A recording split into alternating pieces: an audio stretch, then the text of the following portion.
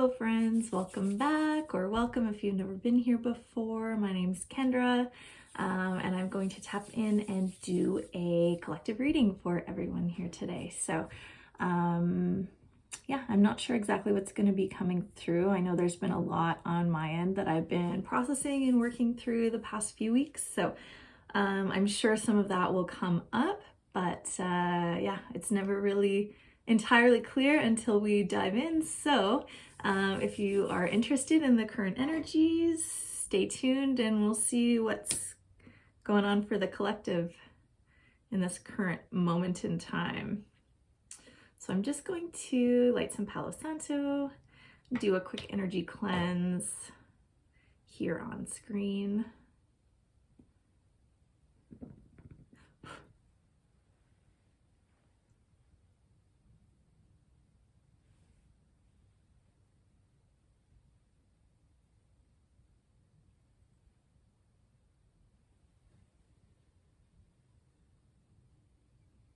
Take a few deep breaths as you tap in and connect to the energy of the reading.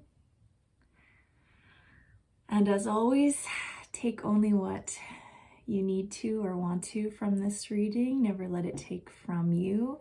And everything is always in flux. This is by no means a concrete perspective of exactly what's happening or what's going to happen. It's simply just one snapshot of this energetic moment in time. And we do always have the ability to shift and move through whatever frequencies are coming up. So I'm not into doing future predictions or anything like that. I more just use it as a mirror or a gauge to get a better understanding of what is currently present for me in my reality. So anyone that's tapping into the collective, you're probably moving through similar things that I am at this point in time. So this may have some correlation or some connection for you that may be helpful moving through your journey. If it's not, don't worry about it. Click off, do something else. As I said before, never let things take from you. So I'm just asking that the messages that are necessary or beneficial for the collective come through at this time, only for the highest good and the myself and the highest good of all beings, all life, whether or not they're tapping in or not. I always believe in moving through energies for the greatest and highest good. Yeah, so you can believe whatever you want, you can feel whatever you want, but that's always my intention when I'm tapping into these energies. So I'm feeling called to start with my Sacred Woundings deck. I haven't used this one in a little bit, but I find it really interesting to look at what's coming to the surface.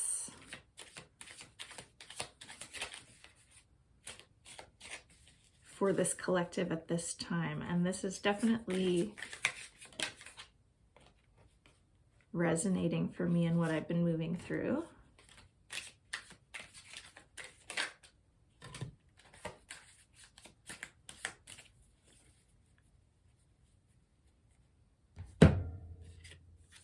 This is a little too many. I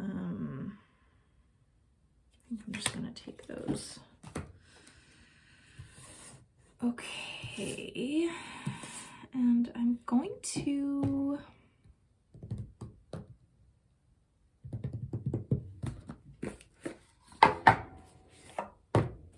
tune into the Starseed Oracle as well, another deck that I haven't felt called to until recently. I haven't used it for a few years, so if there's anything else relevant that needs to show up for this collective for us to better understand the energies here.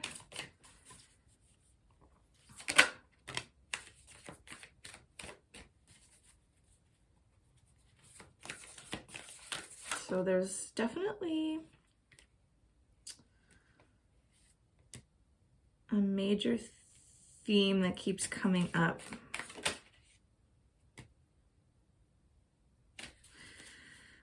For me, and obviously for the collective that's tuning into these readings. So it's always really interesting to see the continued sort of consistency in the readings, and they're definitely interesting to see. Yeah, I mean, it's just confirmation, right, of we don't just move through things right away. We often go through deeper initiations, deeper healings into those same energies. So it's often, I always view consciousness or healing as everything as nonlinear, more like a spiral upwards, you know? And so as we move through, we often hit the same pain points that we feel like we've already sort of gone through or witnessed or healed, but we get an opportunity to tap into it at a deeper level, to get more focused on the root of the issue, right? And even reframing it as an issue, right? It's not even an issue, just like, what are we playing in at the moment? What energies are we working with?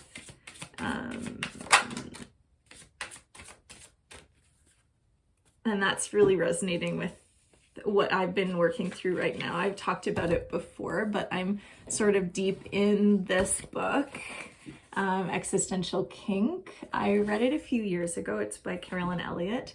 I've mentioned it before. She goes by Carolyn Lovewell now, but the book is still, I think, under Carolyn Elliot.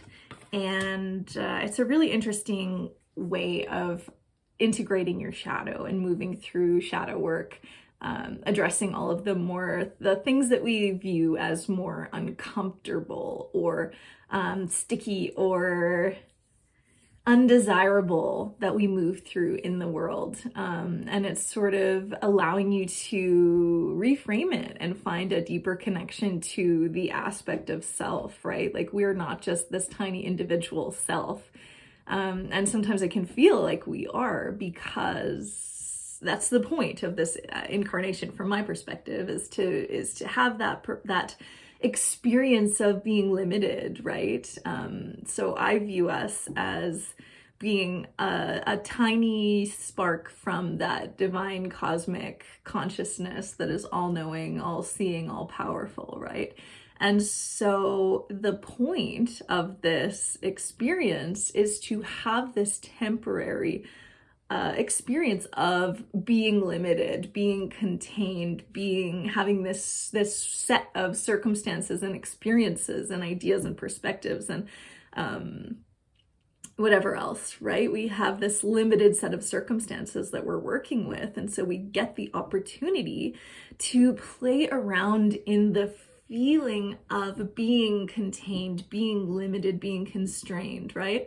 And so for me, what's been really useful is tapping into this idea that this can be pleasurable. Like, the reason that we're here is to enjoy this sensation of being contained. And so if the more that you can understand that, like, there was a version of you that has the ability to create anything, and that arguably we do too. Whether or not you believe that or have experienced that, that's fine. I still, go back and forth with that concept too, of what is, truly within my control as this individual versus what is in control of the higher version of myself, right? And realistically, we're not different. We're the same. We're just different points of consciousness within that field of frequency. So, but it's the concept of what might this experience of limitation provide to us? What might be the benefit or the enjoyment of the experience as someone who has also experienced all knowingness, all creative power, all creative potential, a lack of limitation, a lack of separation, a lack of desire or wanting for anything? If we can conceptualize the creative life force as having that capacity, then what might be the fun, the desire, the play to come into this limited form for, arguably probably not that long of a time to the limitless, non-linear, all sort of quantifiable potential reality framework, like probably the lifespan of the average human is like not really that long, right? So what might be the benefit of like playing this short game of life in this limited corporeal form and learning how to bring that sense of play, that sense of, enjoyment of the sensation of limitation and suffering. And that's really what existential kink is all about. And arguably what shadow work is all about in general, right? This awakening experience, this desire to wake up from our current understanding of our limitation and starting to frame it in a different way, right? Starting to see the power that we have over our reality in the sense of our perspective, our experience of the thing, right? And that's really what existential kink does. It's a framework, it's an exercise or a set of exercises that you can do to try and tap into the perspective of the part of you that enjoys the sensation of suffering, right? That enjoys the sense of feeling separate and alone and, just feeling burdened by these challenges and experiences and this, slow moving energy that you don't always feel like you have control over, right? Like what might be the fun in that? And where might the part of me, even in this particular version of myself, where might I be benefiting from the places in my life that I feel constrained or limited or at war with myself or at war with this material plane of existence? Like where might that part of me be? And can I learn how to tap into that aspect of myself and reframe these experiences in a way that bring me some pleasure, bring me some joy, bring me some peace? And as we learn to experience that, then the framework in this book is saying that the more that we allow those aspects of ourselves to have enjoyment of those experiences, we free ourselves up more to have more of the consciously enjoyable experiences as well, right? So the more that we give the part of ourselves that is desiring to have those experiences free reign to actually enjoy those things, the more that we can then stop repeating these patterns. But the paradox of that is that if we're trying to enjoy it simply because we want to experience something else, then that's not true enjoyment. That's not true allowance. That's not true surrender to the experience, right? If we're just trying to trick ourselves into enjoying something so that we can have what we actually want. So there's these really deep layers that we have to start peeling off in order to really start getting into the nitty-gritty of like why we suffer and whether or not that suffering is partly a choice and partly something that we're benefiting from and enjoying and just learning how to like be present. So one of the biggest things that I take away from this book is the concept that having is, what is the term? Having is evidence of wanting. And so the argument is that if your life is exactly the way that it is right now, right at this second, that is evidence of you wanting that experience. If we are able to create anything, if we are these magnetic, creative beings, is it possible that we actually are already living in the product of our own creation? And if we are, what part of us wanted this creation, right? What part of us wanted or desired or desires to continue to experience this? What lies are we telling ourselves about what we're experiencing and what we actually enjoy and what we actually desire, if everything in our reality is showing up as what we believe ourselves to not desire, to not want, to not crave, or to not have created? And so it really is the ability to just shift ourselves, right? Instead of feeling like, and this is always sort of connected to the Eight of Swords in the tarot, right? And you often see the Eight of Swords depicted as a person, usually a woman, you know, in the middle of a circle of swords. And there's a gap in the swords, right? The circle of swords that are sticking out of the ground. And, you know, she's tied up and she's blindfolded and she's like just, you know, trapped in this like version of her own suffering, right? But she doesn't recognize that she can leave that circle of swords at any point in time. She doesn't see the space, the gap that's available for her to actually step outside of that sort of bubble of suffering and choose to see something different, to choose to see her freedom and whatever. And that was also something else that I wanted to touch on, that that is an idea that I tapped into a few years ago, but is really just sort of coming back around for me to integrate more deeply, is like, if we do like to view ourselves as a product or a creation of this larger creator being, and we often struggle then to understand, like, why would a being create us to experience suffering? And how can we then view that as loving? How do we view things like war and murder and, you know, all of the deepest, darkest aspects of the human condition, the human experience, life on earth, whatever, right? How do we view that as loving? And what has come up for me is, it's like, would we truly be free if we didn't have the opportunity to experience suffering? If we didn't have the ability to choose suffering, would that be true freedom?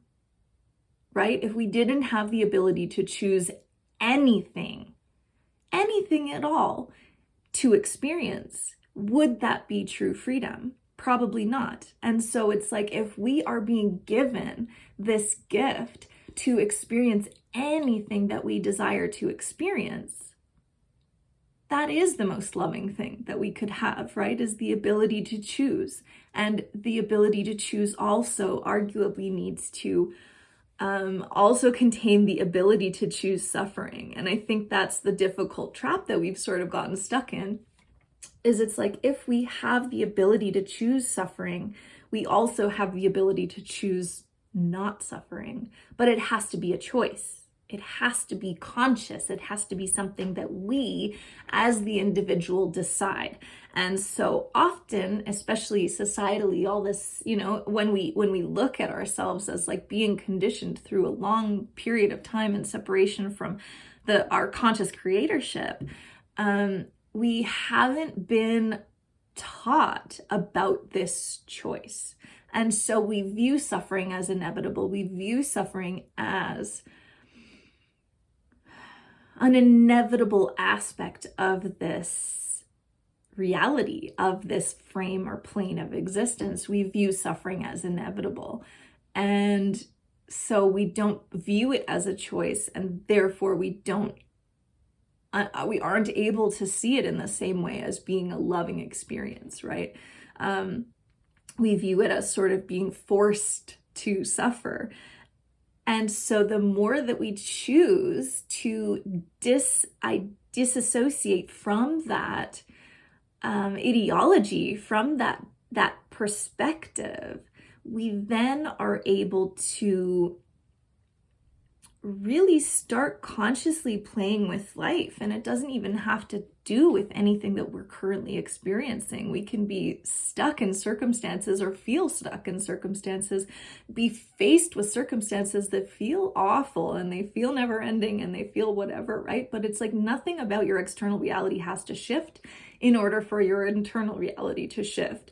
And if we understand anything, which, as I've said before, and if you're tuning into me for the first time, we don't truly know anything. Anyone that claims to understand exactly how reality works, exactly how manifestation works, exactly how any of this works, exactly how the science of it works, exactly how the quantum field works, anything like that, right? They're kidding themselves. We don't know everything. Nobody knows everything, especially not from this limited perspective. So we are still working within the realm of like a fundamental lack of understanding, right? But what we do or think we might understand about how this type of thing works, how manifestation works, how reality creation works, is that our internal reality reflects externally, right? And so from that framework, from that belief system, and that may be an incomplete belief system, it may be an incomplete understanding of how things work, right? I'm never gonna claim that I have all the answers, because I don't.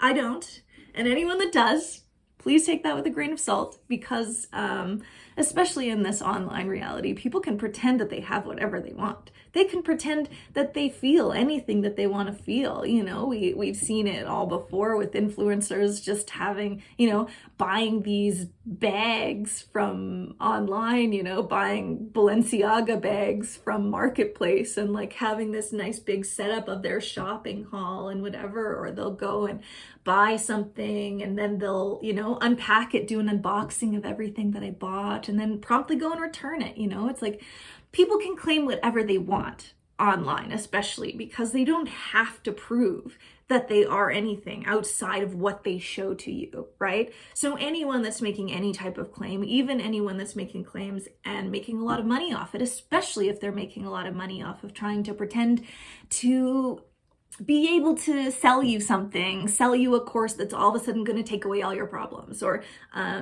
get you your dream reality or whatever, right? Maybe some of those people have been able to do that. I don't know for sure. I'm not there yet, and I never claimed to be there yet, but anyone can claim anything they want. So it's always good to take with a grain of salt what people are telling you as gospel, as fact, as truth, right? Especially if they're trying to sell you something. And that's not to say that people don't deserve to make money off of or earn a living off of their gifts, off of what they've learned, to share their knowledge, their expertise, their skills. Everybody has the right to do that. I'm not saying that everyone that is selling something, everyone that's selling anything to you, a product, a lifestyle, whatever, is selling it to be malicious, is selling it with the intent of lying to you or swindling you or whatever, right? Often people have really awesome frameworks and skill sets and perspectives that they deserve to make money off of, right? They deserve to be able to share with the world. So there's no reason to always be skeptical of what's being offered to you, but it's just to remind you that nobody knows everything, right? And if somebody is coming in to claim that they have something that's absolutely going to change your life, you sitting right there, your life, that's not always the case, right? Because we're all different people and we all are working through different things, and we're already working with different limitations and frameworks and upbringings and traumas and all of those things, right? So what works for somebody else, and arguably life circumstances, life experiences, soul lessons that we decided that we wanted to experience, past life, whatever, who knows, right? We could be working with a lot of different things that other people are not working with. And so, even if somebody has found the perfect formula for what they need, for what they want, what they desire to create, what they've been working through, that doesn't mean that it's going to work for you. But my understanding of the basic framework is that our internal experience changes the world around us, right? It's inevitable. Regardless of whether it changes the physical manifestation, it changes our experience of that thing, right? And that's powerful. That's extremely powerful to change your understanding, to change your outlook, to change your belief system, to change your internal structure of what you're experiencing and why you're experiencing it is fucking powerful. And that, I think, is a fact, right? It is a fact. Your perspective changes your reality in the simple fact that it changes your experience of it. So anyways, now that I've gone on that rant, that channel before the message, we will go into the messages that are coming up, or the energies that are coming up to be witnessed, to be seen, to be mirrored back from me to you, vice versa, in this framework, and we can see what's showing up and what we've sort of been working through and addressing. So what might be coming up for you, the wound cards that were coming up are addressing unhealthy coping mechanisms, addressing a loneliness wound, addressing a worthiness wound, and healing from stress and burnout. So those are sort of the overarching themes that may be coming up within this collective at this point in time, and learning how to restructure the things that may be contributing to the ways that those come up in our lives. And so I think a lot of these have come up in previous readings. I don't think the loneliness wound has come up before, but that's really been showing up for me recently. And that's part of I'm in the Northern Hemisphere, and so there's definitely an emphasis on, everything is wintry now. Just the past week or two, it's snowy, it's cold, it's, so I think this is sort of a reflection of that inner winter period of time, the loneliness wound. And what it says is that the loneliness wound will show up as deep feelings of isolation, disconnection, or longing for meaningful relationships. It may manifest as difficulty forming or maintaining connections, fear of rejection, or a sense of being unseen or unheard, often stemming from unmet emotional needs in the past. And that is, I think, sort of seems to be the overarching, the top wound that is then sort of informing these three: the coping mechanisms, the worthiness, and the stress and burnout. So when we see these, the coping mechanisms often are, so this says it'll show up as relying on distractions, substances, or behaviors to avoid facing emotions, pain, or stress. It often stems from a lack of emotional tools or unresolved trauma, leading to temporary relief but long-term harm. So these coping mechanisms, I think, are stemming from this fundamental, and what I was talking about before, this desire to go from being this sort of eternally connected being into this individuated form. And there is a separation wound that happens arguably from that shift. And so there is this, I think, fundamental feeling as part of the human condition, especially within the systems that we've been born into and raised into, of this fundamental experience of separation from each other, from whatever, right? And this desire to connect to others, and this desire to connect to something larger than ourselves, but this sort of feeling or inability of being fully able to connect, right? Or maintain those things, right? Because there is a fear attached to those things, right? A fear. And there's also sometimes a desire, I think, or the part of us that desires to have those isolation experiences because we want that contrast from what it is that we've received previously or experienced previously in our different forms.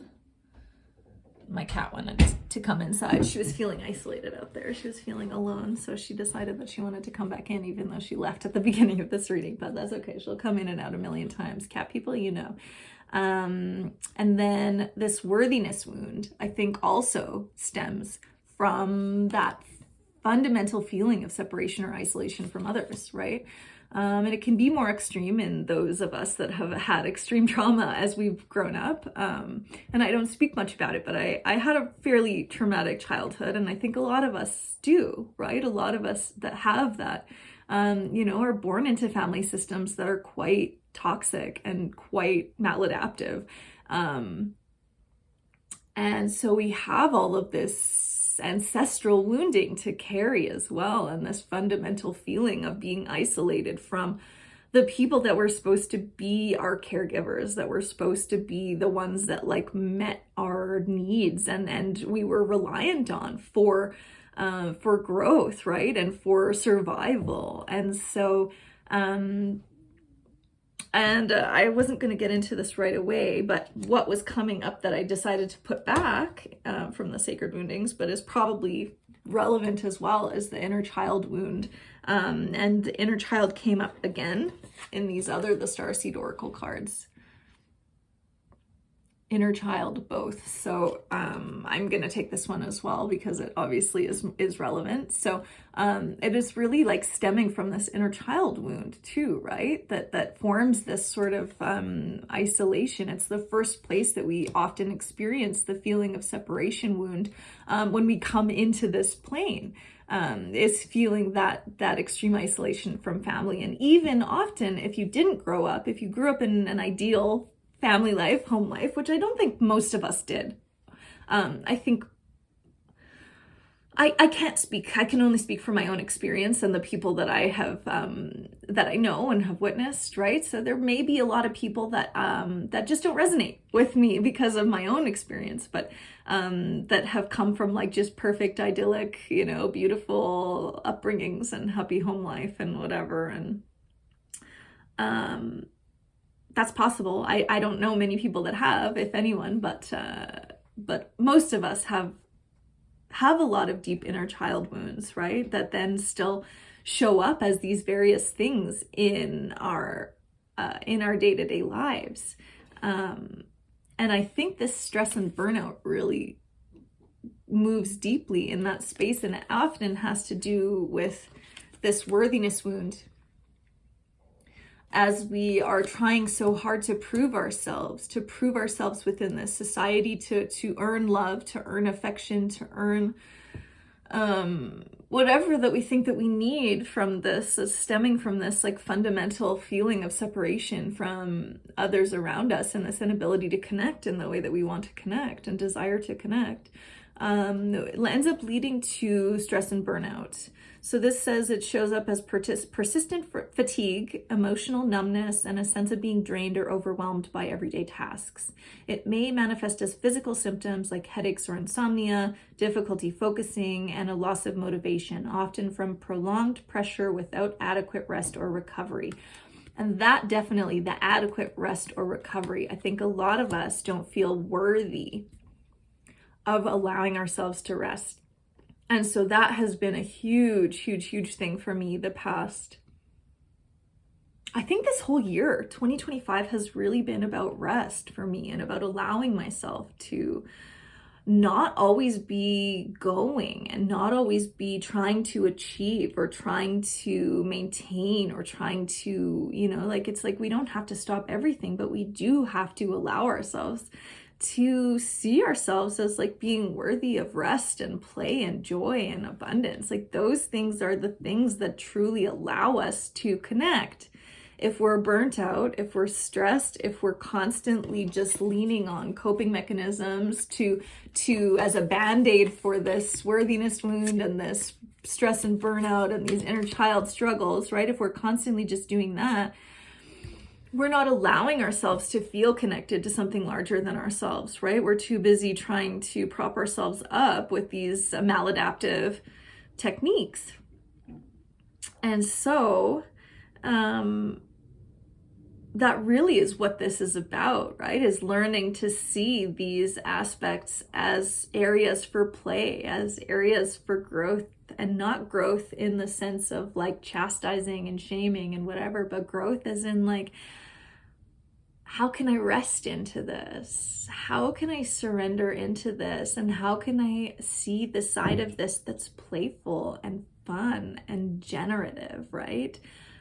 And how do I allow myself to just feel worthy? How do I allow myself to just feel connected? You know? How do I allow myself to feel connected? And how can I do that even if it's just me? Even if it's just me. And how do I turn this from loneliness into enjoyment, into worthiness, into connection with self? And I don't remember if I said this last time, but I was talking to my sister's partner a couple weeks ago, and he had an honest question because I was talking about vulnerability. And he was like, I don't truly understand, I think, what vulnerability means. Because he didn't seem to be able to connect fully with the understanding. Like, a lot of men see it as just like sharing their emotional space. But sharing their emotional space isn't in and of itself vulnerability. And so I think what it is that we're missing, the step that we're missing, is trying to be vulnerable with other people when first and foremost we need to be vulnerable with ourselves, right? What am I truly feeling? Where am I truly needing to be honest with myself? Where am I truly needing, instead of trying to run, instead of trying to work myself, burn myself out, burn to the ground to try and prove my worthiness to other people, right? Where do I need to just sit with myself? Where do I need to be completely honest with where I am? And so from that space, if we're truly vulnerable with ourselves, that's where true vulnerability stems with other people, right? Because we stop pretending, we stop walling, we stop trying to present this version of us that's worthy. And that can be really challenging, right? It can be really challenging to try and settle into this feeling of being worthy in and of yourself, being whole and complete in and of yourself, and not needing to ask other people to be present with the parts of us that we can't be present with, that we can't fully witness and understand about ourselves. And that doesn't mean that we don't need connection. I've spoken on this before. But the connection with others can't replace connection with self, right? It can't. And so there's an aspect of ourselves that needs to be seen without shame, without judgment, without running or rejecting or pretending, right? There's this aspect of self that really just needs to be seen. And that can be the hardest work of all, but that is true vulnerability, because then we can start showing up in relationship with other people without doing those same things, without needing to pretend to ourselves or others that we're something, that we're only a part of ourselves, because those parts that you want to show other people are there. They're true, they're real. Your skills and your charm and your magnetism, right? They're there. Of course they're there. They're a part of you, and those things are important to be celebrated too, right? But so is your pain and your grief and your loneliness and your imperfection and all of the things that like we like to think we're alone in when we're experiencing them, but like they're largely a part of our shared experience, our shared collective experience. And the more that we can, because oftentimes too, I think what I've witnessed with other people and with myself, I'm sure, is that some of the time when we want to be vulnerable with other people, we think we're sharing and we think we're being open, but we're asking people to hold us in places that we are not yet able or willing to hold ourselves. And so we're actually just handing that. We're trying to hand off that emotional burden to someone else. And that's not true vulnerability. That is, coming to this next card, codependency.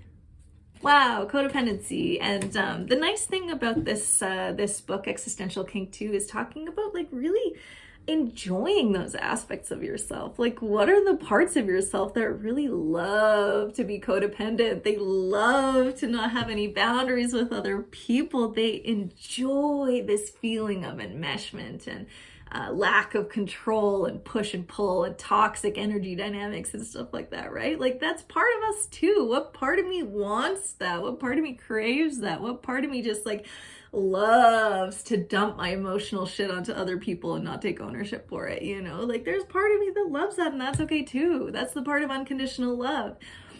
Like, true unconditional love is also loving the parts of ourselves that aren't unconditionally loving, that aren't healed, that aren't whole and perfect and pristine. What parts of ourselves can we show love to that are absolutely fucking toxic, right? Like, what can we do about that? And that's what this card is talking about. You've got the love. You can show yourself that love. You can show other people that love, you know, but it doesn't have to be pretend love. And oftentimes we're performing love and we're secretly internally judging, and that's okay. We can love that part too. We can love the part of ourselves that loves to judge other people and loves to feel better than other people and loves to feel holier than thou and loves to, you know, like, that's a huge part of the human condition too. Where do we love to feel better than everyone else? And where do we love to feel both better and worse than other people at the same time, right? Where we're like both self-flagellating and also feeling like completely self-righteous at the same time, right? That polarity exists inside of us. And so it's like, you have the ability, look at all these different faces. You have the ability to love all of those different faces, the facets of yourself that are showing up, right? And so as we do this, as we move through this, is talking about codependency and boundaries, right? But sometimes we have to have boundaries too. Where are we being codependent with others because we don't want to love the parts of ourselves that, like, we're free to love? Like, you don't have to internalize the ways in which other people have told you is acceptable to be, right? And like, sometimes that's like the toxic aspect of this self-help stuff, right? Is we can easily burn ourselves out. My other cat wants to come in just a sec. Come on in, bud.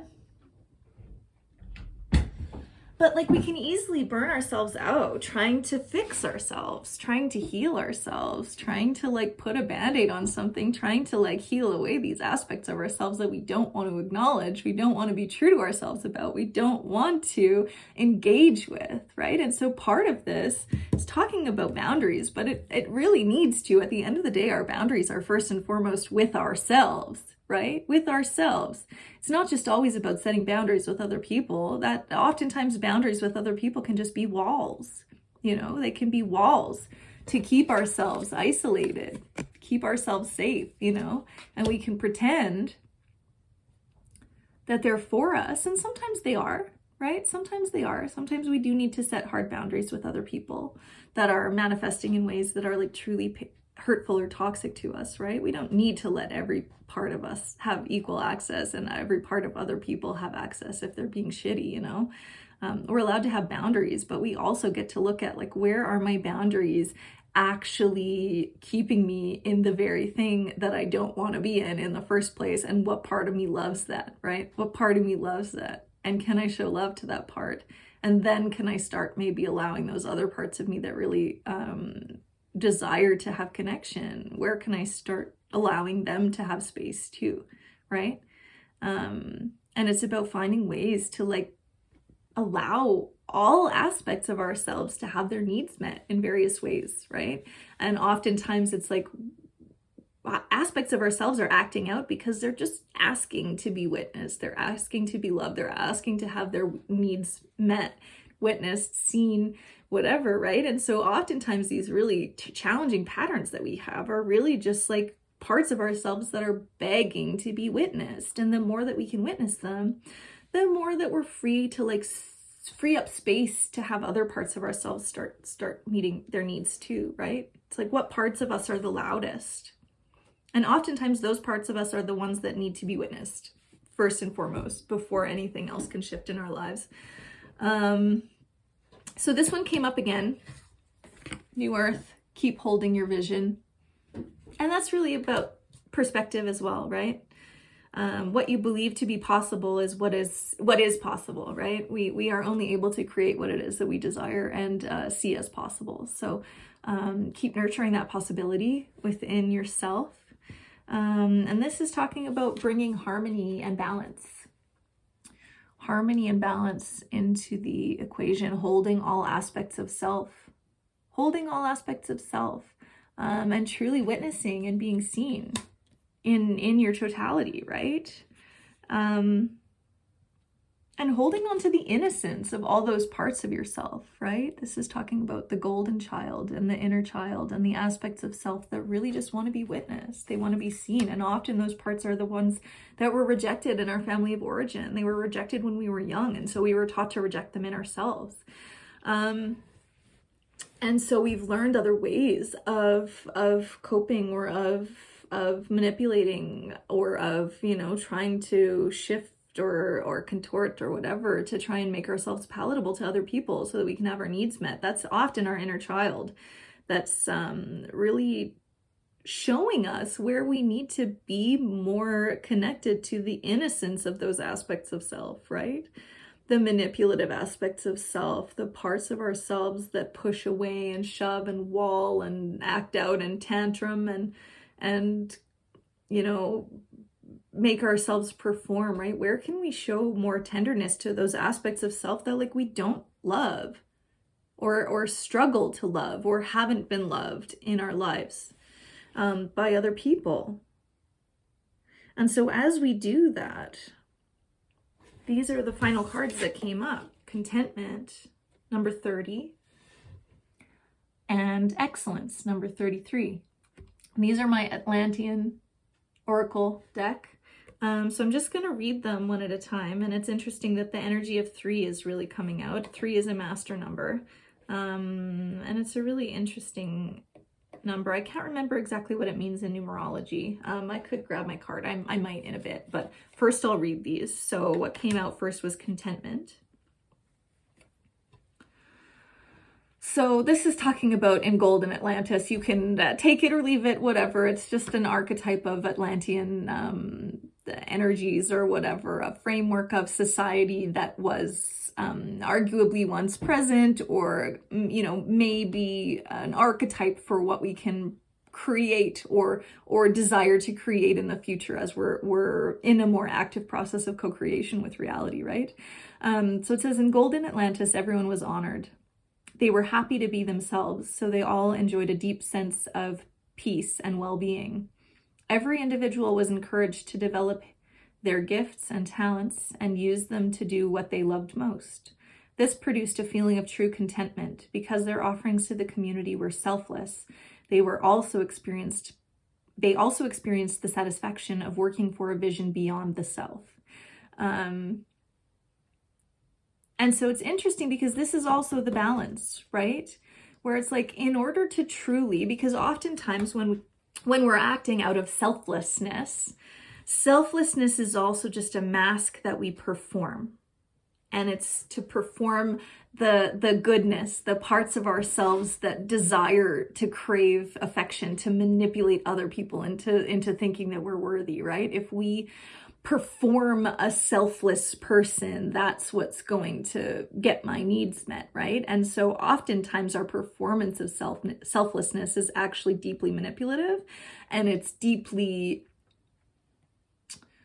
coming from a deeply wounded place, and it's often very self-serving, right? And so arguably it's is it selfless or is it not? And this is talking about only when we are completely able to accept ourselves as we are, accept ourselves as we truly are, and be honored for that which we truly are. Only then, through complete self-acceptance and through complete selfishness, arguably, to honor all aspects, even the darkest, shittiest parts that we're the most ashamed of, only then can we come through in a selfless manner, a truly selfless manner, in a truly giving manner. Because oftentimes when we give, if we're giving to get something back, if we're giving to get something out of something or someone else or an or an experience, that's not giving, that's manipulation, right?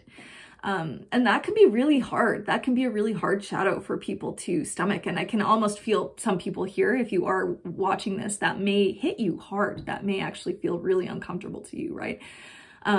Because a lot of us adopt an identity of selflessness as a badge of honor, right? And martyrdom. And it's part of our, doing everything for everyone and burning ourselves out for connection and for proving ourselves to be worthy. And, I am a good person, TM, and it's like, that's actually not true giving. That's manipulation. That's codependency. That is the shadow aspect of that can be quite self-serving, right? And that's not a bad thing. We don't have to feel ashamed about it. We don't have to feel bad about it or feel guilty or whatever. That's not productive. We don't need to do that. And if you are feeling shame, don't shame that part either, right? Just accept whatever is coming up. If it's coming up, that's fine. But it's important to witness and honor the shadow side of these parts of these really selfless aspects of self, right? And it's like, only when we truly desire to connect and to give from a place of true desire to give, without trying to manipulate, without trying to control, without trying to get something out of the situation, that is only truly when we can start working for something beyond ourselves, right? Because we already have everything we need internally from ourselves. And then we hit excellence. So this one says, in Golden Atlantis, inter-community games were frequently organized. People competed for sheer joy and because they enjoyed the challenge. The aim of competition was to develop excellence, never for ego gratification. So losers were gracious and sportsmanlike. This truthfully feels a little bit like what I was just talking about, Even bridle-free, riderless horses raced for the exhilaration and pleasure of it. These were the forerunners for the Olympic Games, so they drew communities together to socialize, participate, and celebrate. So I feel called to read the second part. It says, do your best. If you chose this card, you may be presented with a challenge or responsibility. Accept it and do it graciously to the very best of your ability. It does not matter whether you fail or succeed. Your guidance is to participate with all your heart and soul in whatever life presents to you. So that's really it, I think. Just participate with what you're given. Be present with what you're given, right? And be truly involved in your life as it is, instead of as you desire it to be. Because oftentimes, as is spoken in Existential Kink, I don't know if I'll be able to pull up the phrasing, but it's basically talking about like how the feeling is actually what is being desired, right? The feeling that we think some of these things will give you is what we actually desire. And so we don't rely on any external experiences to feel those feelings, right? It's like actually we're able to be present in the feelings. We're allowed to, and we're able to tap into those feelings that we're desiring to have, right? Tapping into those feelings that we desire to have without needing to change anything about our lives. And actually, oftentimes, when it is, there we go. Okay, so I'm going to read this. So if you're trying to get off on or enjoy something just so you can get rid of it, which is what I was talking about before, well, then you're not really getting off on it at all, are you? So if all that you're doing is trying to trick yourself into surrendering or enjoying the experience or whatever in order to get something different than what it is that you already have, then you're not truly actually surrendering into it. So it says that's actually manipulation, coercion, and it simply doesn't work. Let go of your attachment to outcome. Remember, it's very possible to have everything and still be miserable. That's why enjoyment, pure and simple, is always what truly matters. And enjoyment, happiness, bliss, that's what you actually want the good stuff to give you, isn't it? So just let yourself have the enjoyment, the happiness, the bliss right now, in the midst of so much in your life and psyche being highly imperfect and fucked up. Can you allow yourself to play around in the ability to enjoy what it is that you already have? Just for the sake of it, can we learn how to, and to make everything that we strive for not something that we need to fulfill our desire to be worthy, our desire to be chosen by someone else or something else? Can we allow our striving to just simply be for the challenge itself, for the desire to have the experience, right? And can we allow ourselves to let go of the attachment to what that success might get you, what that thing might give you, what the outcome might prove to you about yourself and your own worthiness and your own ability to be chosen by other people, right? And can we view it as where in your life right now is giving you the opportunity to practice these skills? Where do you feel like life is withholding from you the things that you desire to experience most? And where can you view that as a playground to start allowing more bliss and more joy and more pleasure into your present moment experience? Where can you shift your framework? Where can you start to allow yourself to experience something inside and be honest about how you feel and connect to how you feel? And to love all those aspects of yourself without needing something external to prove your worthiness to you first, or somebody else to choose you first, right? Where are you being given the opportunity to love yourself completely and fully without needing anyone else to do that? You know, where can you tap into that aspect of yourself that already is there and already is present in that reality?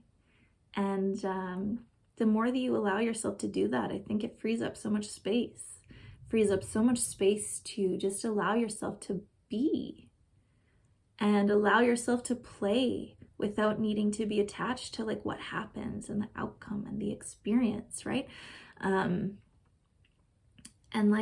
as we allow ourselves to have more fun, I think that's when we start allowing more of those experiences that we claim to desire into our reality, right? And truly to experience them and not just have them and still feel that same lack of fulfillment, right? Because oftentimes I think we've had that experience where we get something that we think we want. We're often living inside of what we thought we wanted prior to this, right? And oftentimes if we don't allow it to change, then the feelings don't change. We're just striving for the next thing that we think is going to make us feel better. It's going to make us feel whole. It's going to make ourselves feel worthy. It's going to make ourselves feel something other than what we feel right now. But we have the power to do that without needing anything external to change, right?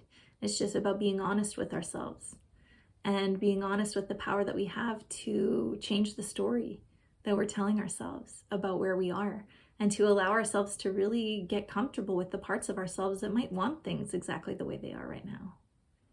And how can we have fun with that? How can we find pleasure in that? How can we allow that aspect of ourselves to have that desire fulfilled? How can I just feel so good about where I am right now? Okay, I think that message feels complete, and it feels like there was a really intense energy shift through this process for me. I don't know about for you, but I hope that somebody found that useful and relevant. Thank you for staying to the end if you did. Thank you for tapping in partially if you did. Feel free to connect, to like, to comment, to share. to comment about what you're moving through, whether or not this was relevant to you. And regardless, you know, regardless of the outcome, regardless if I'm the only one that experiences this message and no one else ever sees it, like, cool, right? We showed up. We're here. All right. Take care.